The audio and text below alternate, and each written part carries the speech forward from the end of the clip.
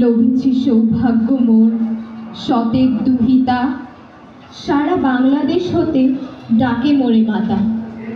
জননী আমার, তুমি করিও না শোক, তুমি আছো পূর্ণ করি সর্বান্তর লোক। এ সান্ত্বনা, এ সৌভাগ্য লোভী কুণ্ঠা মানে। কতটুকু সাধ্য মোর, কি যোগ্যতা আমি নাহি জানি। পথে চলে যেতে সুধায় কুশল, কত হাসি ভরা মুখ। মোর পানে চায় কি জানি আশায় ভরে ওঠে মোর বুক। আমি ভালোবাসি এদেশের মাটি, এদেশের মানুষের। পথে পথে ফিরি ভিক্ষা মেগেছি সব মানুষের তরে। ভিক্ষার ঝুলি ভরেছে ওরাই, ওদেরই হাতের দানে। ওদেরই সভায় ঘুচাতে চেয়েছি, ওরা তাও জানে। অন্তর দিয়ে অনুভব করি, ধুকে ধুকে এই বাঁচা। অত্যাচারীর ঝুড়িকার তলে দিল প্রাণ মোর বাছা। পথের ধুলায় লুটায়ে রহিল এখনো দেশের মাটি। রক্তে নাহিয়া হয়ে ওঠে সোনা হীরকের চেয়ে খাঁটি। আমার বাছার রক্তের সাথে কত সে মায়ের বাছা।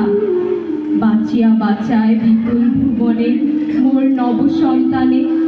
বক্ষপন্থী হাসির পুষ্পে ফুটাইব সচেতনে।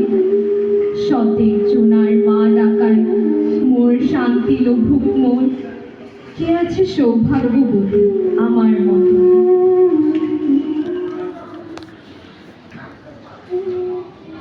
আচ্ছা বলুন তো, মাত্র 4 ঘন্টার মধ্যে এক প্লাটুন সৈন্যের পক্ষে কত মানুষকে ব্রাশ ফায়ার করে হত্যা করা সম্ভব?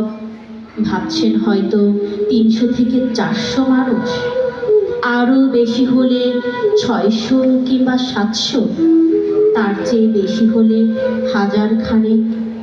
না, সংখ্যাটা এত কম নয়, সংখ্যাটা প্রায় 12,000-এর মতো।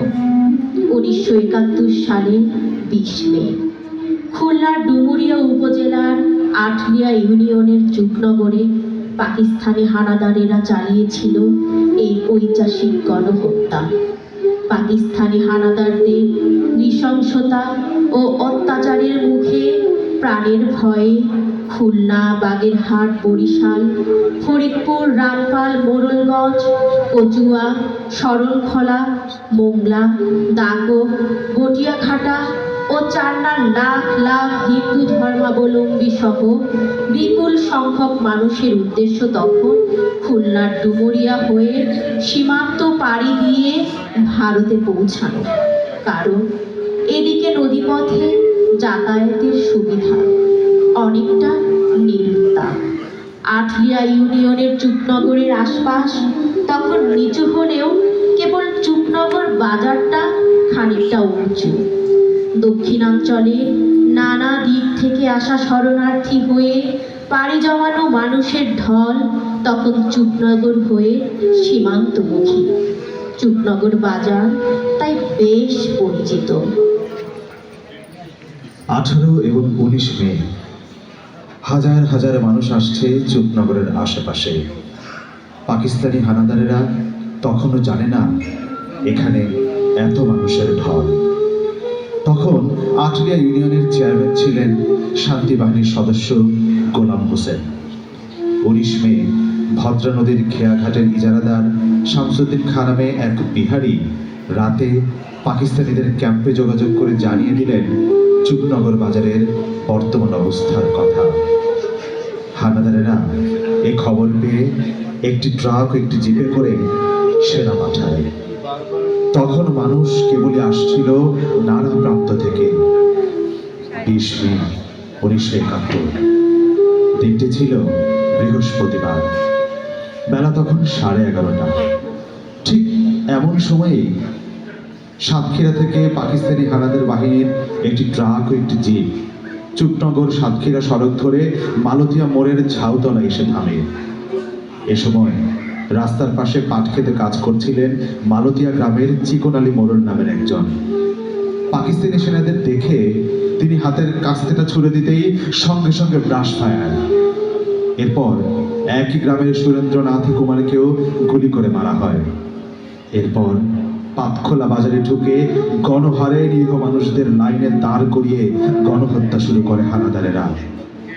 পাকিস্তানি সৈন্যরা ভাগ হয়ে একদল পাতখোলা বিল থেকে চাঁদনি, ফুটবল মাঠ, চুকনগর স্কুল, মালতিয়া, রায়পাড়া, দাসপাড়া, তাঁতিপাড়া ও ভদ্রায় নদীর পাড়ে জমা হওয়া শত শত মানুষদের উপর নির্বিচারে গুলি চালাতে শুরু করে। চুকনগরের আকাশে বাতাসে ছড়িয়ে পড়ে অস্ফুট আর্তনাদ, মৃত্যুর যন্ত্রণা। হালকা মেশিন গানের অবিরাম গোলাবর্ষণে ধ্বংসলীলা নেমে এসেছিল এই জনপদের বুকে। ভদ্রা নদীর জল সেদিন লাল টকটকে হয়ে রক্তে ভেসে গিয়েছিল। কোথাও লাশের কারণে নদীর গতিপথ আটকে গিয়েছিল। সকাল 11:30টায় শুরু হওয়া এই হত্যাযজ্ঞ শেষ হয়েছিল পাকিস্তানি হানাদারদের গুলি ফুরিয়ে আসার কারণে বিকেল 3টায়। 4 মাইল ব্যাপী চলা এই গণহত্যায় প্রকৃত শহীদের সংখ্যা আজও পাওয়া যায়নি। তবে প্রত্যক্ষদর্শীদের মতে এই সংখ্যা প্রায় 12,500। চুকনগর গ্রামে আনসার আলী সর্দার বলেন, শুধু আমরা 42 জন 21টি বাসে করে লাশ ঠেলে নদীতে ফেলেছিলাম প্রতিবারই 200টি করে। 21 মে ভোর থেকে বিকেল 4টা পর্যন্ত লাশ ফেলেছি। চুকনগর গণহত্যা একটি সামরিক গণহত্যা, যা পাকিস্তানি সেনাবাহিনী ও এদেশের রাজাকার আল বদর বাহিনীর সহায়তায় 1971 সালে মুক্তিযুদ্ধ চলাকালে সংঘটিত হয়েছিল। এই এলাকার ফসলি জমিগুলোতে আজও পাওয়া যায় সেদিনের শহীদদের হাড়গোড়, তাদের শরীরে থাকা বিভিন্ন অলংকার। পৃথিবীর ইতিহাসে ঘটে যাওয়া এটি সর্ববৃহৎ একক গণহত্যা। প্রতি বছর 20 মে চুকনগর গণহত্যা দিবসে মানুষ শ্রদ্ধার সাথে স্মরণ করে গণহত্যায় নিহত শহীদদের। আমি দাম দিয়ে কিনেছি বাংলা।